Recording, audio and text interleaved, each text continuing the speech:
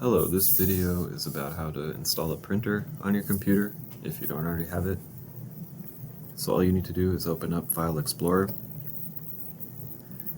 Make sure you're connected to either the Kobe wireless network or you're plugged in.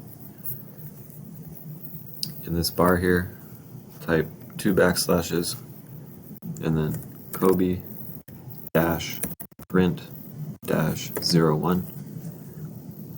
Hit enter, and you'll see every printer that we have connected to our network listed here. You can just find the one you're looking for. All the names are self-explanatory. Double click on the one you would like to install.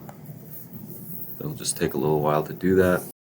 Once it's installed, you'll see the print queue show up. You can just close that. And from there on out, you'll see that printer as an option when you go to select a printer from whichever application you're using.